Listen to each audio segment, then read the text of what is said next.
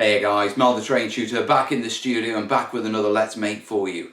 And the Let's Make series is a series of simple tutorials covering all the common stuff that we do in wargaming from start to finish. If you're after more Let's Makes, remember to check out the Let's Makes playlist. Yeah, but in this Let's Makes, we're going to be looking at craters. Come on, let's crack on.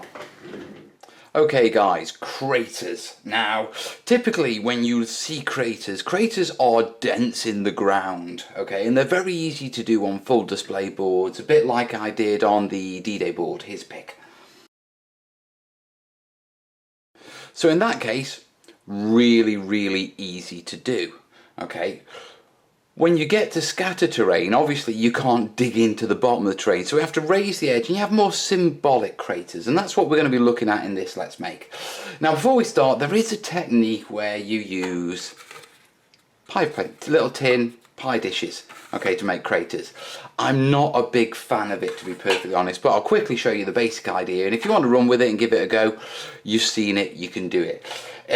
All the rest of it is exactly the same, it's just shaping this, and to be truthful, all you got to do to shape it is just push it down, okay,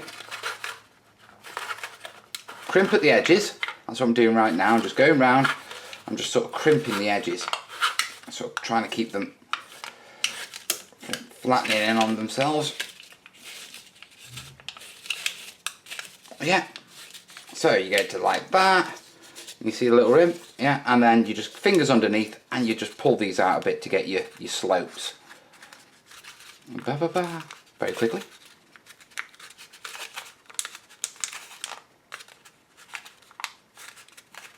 And then once that's done, all that remains is just to cut off that rim, yeah, glue it onto your base, like that. Okay, and then coat it with your filler and your terrain gloop and all that sort of stuff, and you end up with essentially a crater. Okay, like I said, I'm not a big fan of this technique. The reason being is the substructure isn't strong enough in my opinion. And what you tend to get is if someone leans and pushes it, yeah, the foil will bend, yeah, all your surface texture will crack, etc., and you'll have shiny showing through, yeah, and it doesn't look that good. But if you want to go down that route, that's how you do it, okay? You can do things like come underneath and fill this with filler to firm it up a bit. But if you're going to go to that stage, you might as well make them out of filler, you know what I mean? Okay, but that's the tin plate trick, okay? Now, what have we got here? Well, we have 3 bases. First off, I've got a little 60mm base. Yeah, these have come out of Foreground's tree bases. Okay, and I'm going to use that for the basic crater.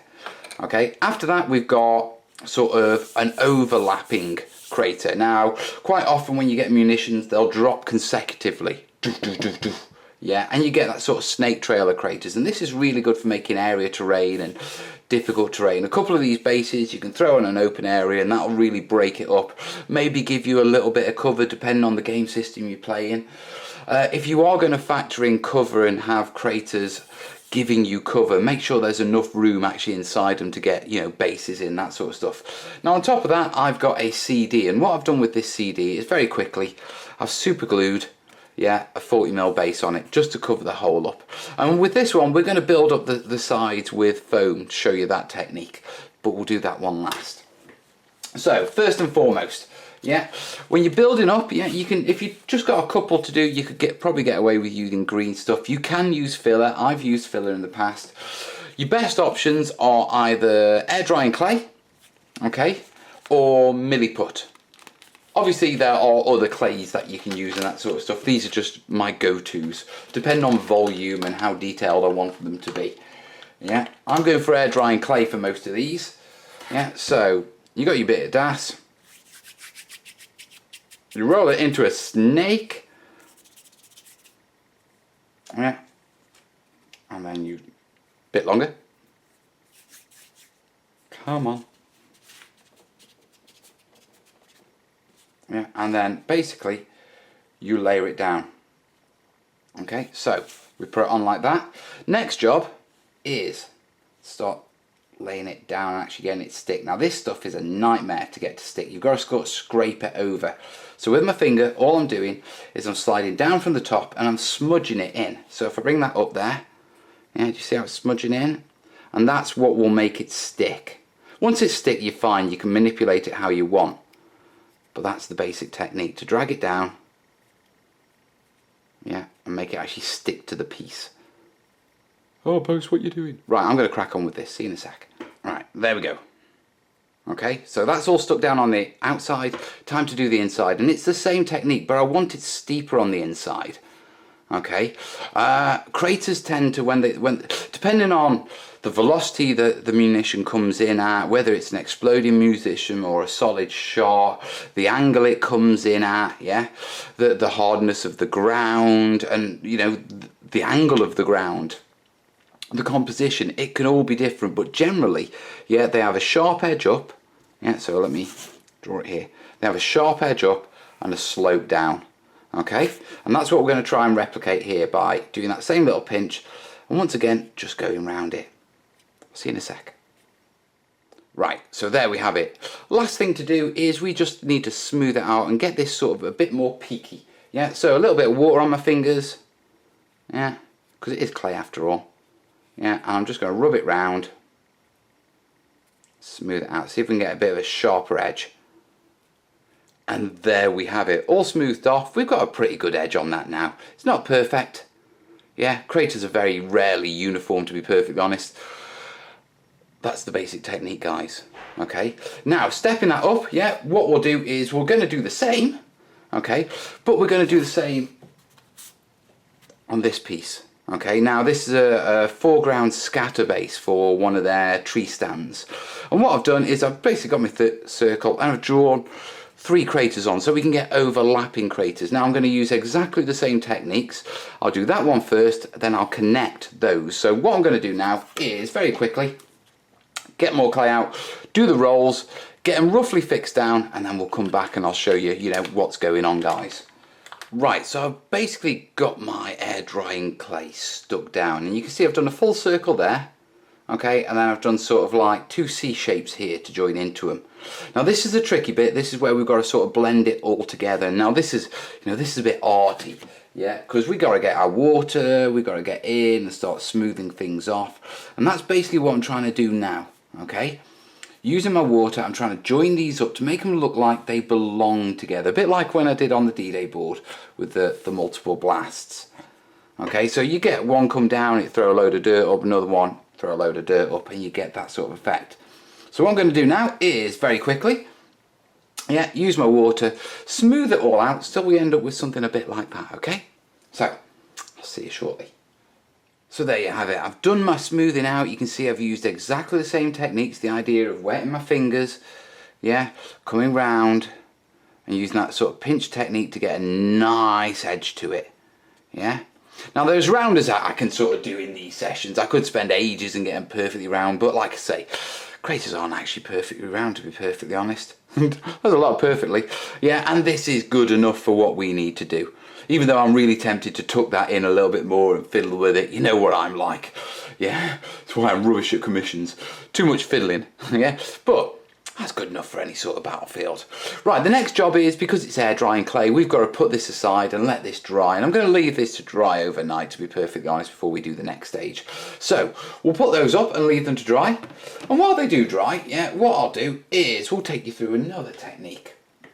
Now, obviously, I've got my CD here, CD, DVD, not sure which, it's a CD, right? And we're going to use a foam substructure for this one, okay? And so what I've got here is I've got a big sheet of foam, yeah, and what I've done very quickly is I've drawn 2 lines on the corner of it. I've got one that's roughly 1 centimetre down, and I've got one that's roughly 2 centimetres away from the corner edge.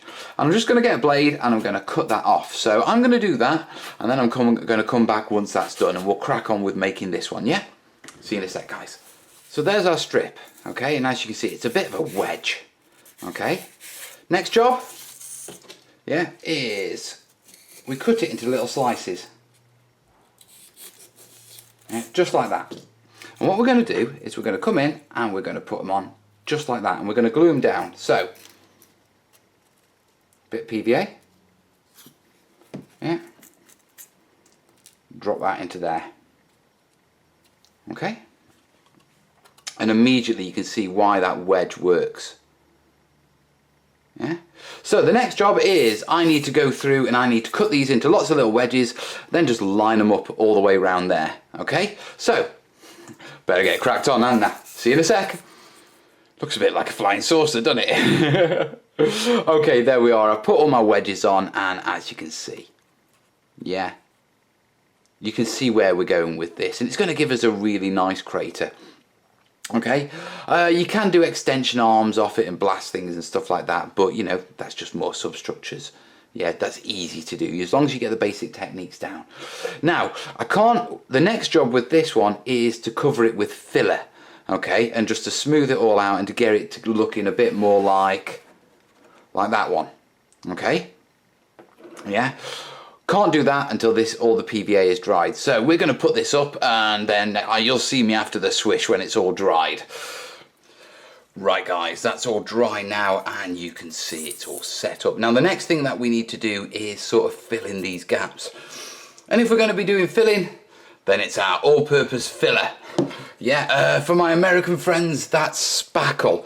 Yeah, for other people who don't know what spackle or filler is, it's what you call it. It's the stuff you fill cracks in walls with. Yeah, and all I'm going to do is get my finger, yeah, blob it in. Yeah, and I'm just going around just filling in the gaps. Okay, and just spreading it over this base. Okay, so I'm going to crack on with that now, and I'll come back once, you know, all these gaps are filled and we're looking good. Right guys, it's all filled up, and just one final little tip, yeah, before we leave this to dry, before we grit it up. When you're trying to fill the gaps, it can be quite tricky. Okay, yeah, you always have them sort of sneaking through. Go at a sweeping motion over them, yeah, and sort of drag your filler up and over. Yeah, don't go straight in, yeah, and don't go straight across. Sort of 45 degrees to the cracks, and it'll work fine. There you are. Anyway, there we go guys. Yeah, all I need to do now is leave that overnight to dry, and then we can grit it up and get it painted. A crater on, eh? Crack on, crater on. Okay guys, they're all dry now, yeah, and as you can see, yeah, it's covered up really nicely. Yeah, the next thing that we need to do is sort of add our grit on. For that I'm using PVA, yeah, and it's been mixed down to a sort of ratio of 2 to 1 PVA to water. Yeah, so it's not completely raw PVA. Yeah, because you only need a thin amount of PVA to stick grit down. Yeah, now what I'll do is I'll just show you quickly on this one, and then I'll do these, and then we'll be moving on to the painting and the flocking stage. Yeah, so it's just like that. Yeah, and all I'm going to do is paint it all on, just like that, boys.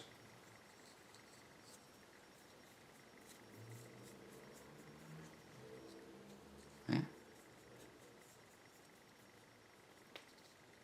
And then in the middle.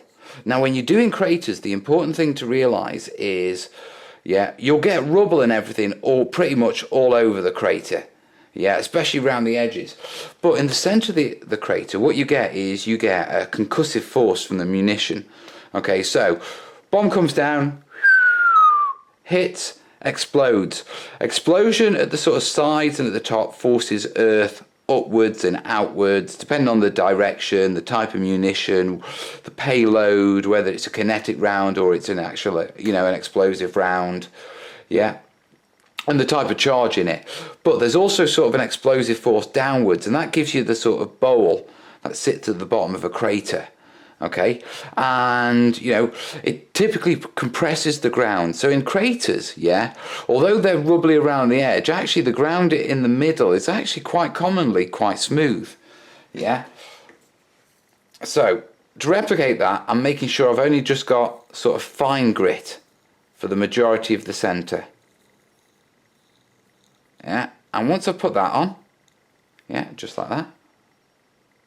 Yeah, after that I can just throw any stuff around because the fine grit is already glued down, which means in the centre, which means no, the thicker stuff can't get glued in there. Yeah, hold that there. Ba, ba, ba. Yeah, I have to turn it upside down. Yeah, there we go. Simple as that. Okay, now all I'm going to do is do that with our CD crater and our little blast markers, yeah, and then we'll be ready to sort of like get it all painted up, etc. So I'm going to do that now, and yeah, we'll come back when it's ready to get painted, guys. Okay, grit's all dry, guys, and it's time to base coat them up. Now, I haven't sealed them with watered down PVA. If you want to do that, go for a ratio of say 1/6 PVA, you know, 5 parts water at a base, yeah. You have to experiment with your PVA. Now, what I am going to do is I'm going to base coat it, and I'm going to use this brown here. Okay, now this is just standard house paint. Yeah, it's watered down a little. Yeah, so I'm using my high quality H2O. And I'm putting a little drop, yeah, and I mean no more than 2 drops of PVA and about that much, okay, and that'll act as a sealant. And all we're going to do is just get our dirty brown base coat on, and then we can sort of texture it up to look like, what you call it, craters. So, if I grab my paint, yeah, that's all I'm going to do. Yeah, now the important thing is, when you're doing it, because you haven't sealed your grit, what you need to do is make sure that you don't revisit areas you've already wet, because once you've soaked it, it'll become sort of loose if it hasn't been sealed. So just get your paint on and move on to another area. Right, I'm going to get these all base coated, then I'll show you how to do the scorch marks and that sort of stuff. So, see you in a second, guys. Right, these have all been base coated, yeah, with a very dark brown, as you can see. I tend to thin it down a bit because you get the variations in colour, which saves you having to sort of like dry brush it. It works quite well. Now, the next thing we need to do for our craters is to do the bomb scorching blast thingy. You know, the darkness in the middle that you get. Now, generally, this is sort of constrained to the inside, okay, of the actual crater. Unless it's an incendiary, or if we're talking futuristic, perhaps plasma, yeah. So you want to keep your darkness, inside, guys, you know what I mean? Okay then, right, now what I've got here is I've got a mix of brown and black. There's 2 parts black to 1 part brown. Once again, I'm going my raw umber, yeah, and yeah, standard black. Now what I'm going to do is get myself some paint, yeah, add a little bit of water to it because I want it not to be too thick, and I'm dabbing, yeah. I'm not painting it on. I don't want to smear it on really thick. Yeah, I'm going to go roughly to where I want it. Yeah, there we go. A bit there as well.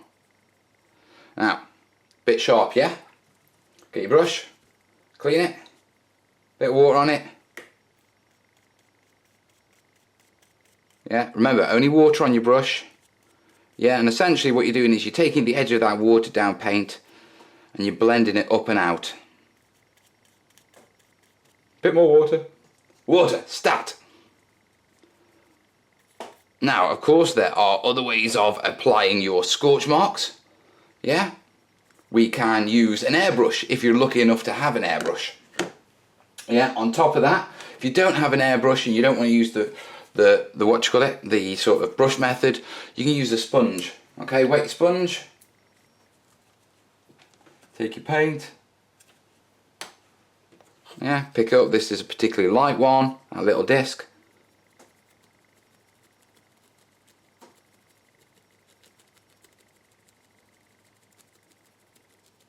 Yeah, and it goes. So you're getting it, and then get your sponge, without really washing it, but just add a little bit of water to it. Oh, Bosicle, what are you doing? You're having a disaster. In terrain making terms, we call those clump foliage indicators. Yeah, I'm just doing much the same. Yeah, easy peasy. Easy peasy lemon squeezy. Right, I'll crack on and get these done. Right guys, they're all dry now, so if I bring that one up. Yeah, and you can see how blending it out gives it a nice subtle, and how by using a mixture of that tint of black with the brown in, gives us that perfect black sort of scorch shade. Yeah, and on these, yeah, they're quite nice. They're not as dark as they appear on the camera, to be perfectly honest. I think it's the lighting. And that little one. Right, next job is to, obviously, get them ready for your battlefield. They are battlefield craters after all. So what we got a standard PVA, a bit of PVA on there. Yeah, and all I'm going to do is raw PVA. I'm not even watering this down. Coming in, and I'm going to brush on a bit of a coating, yeah?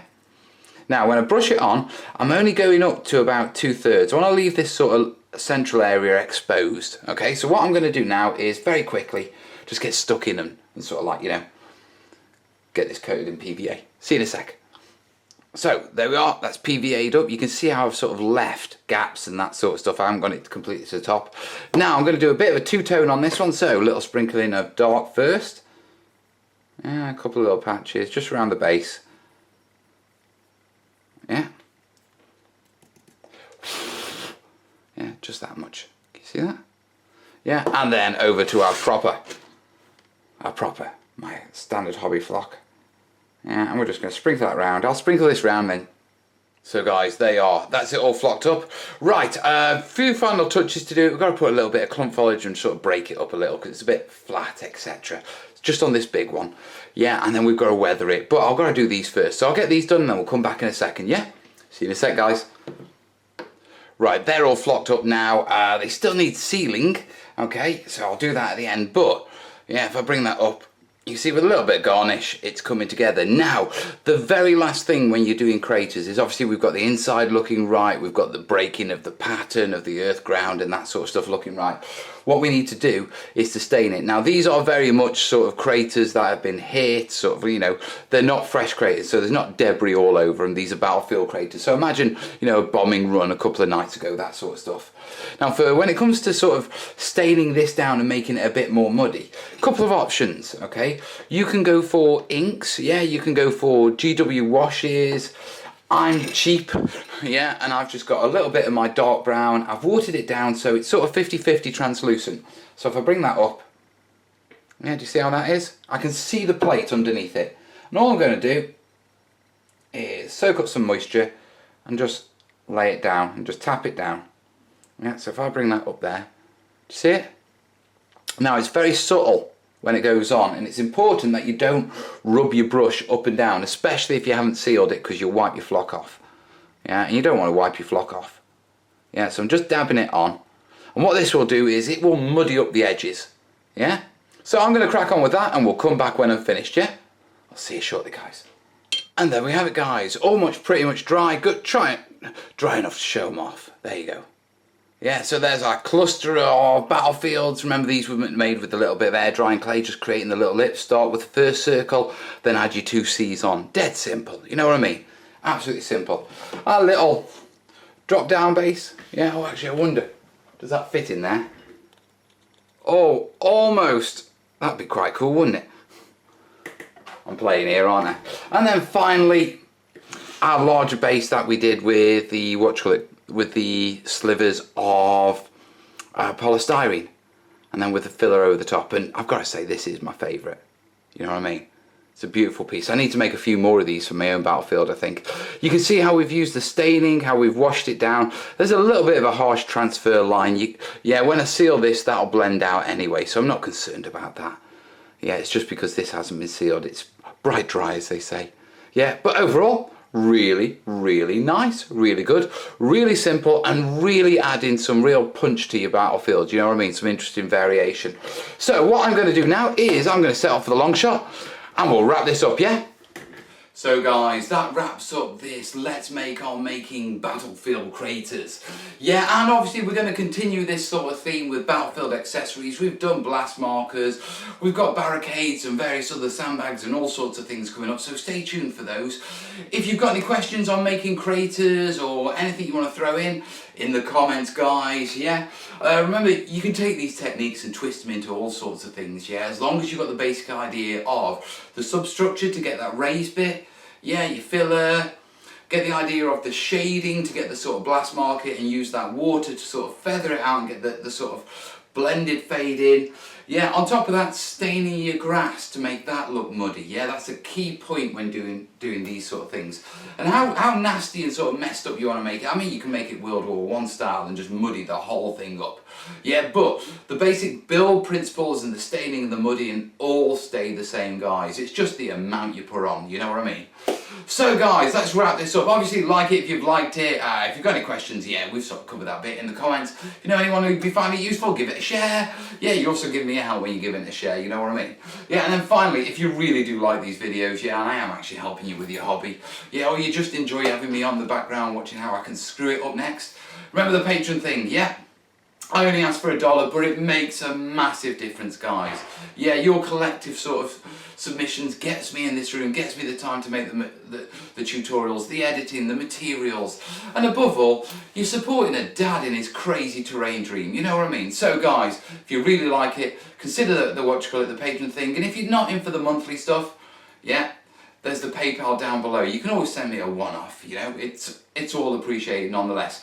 In the meantime, hold on to your pants because I've got loads of videos. We're coming into a bit of a patron-funded couple of weeks. It's a bit crazy, yeah? It's a bit of a live show, don't worry about it. But, yeah, it's a bit out of the norm, but I'm going to get stuck in, so we've got loads of stuff coming. Keep your eyes out for Sandbag Bunkers next, yeah? All the best, yeah? Ta-da!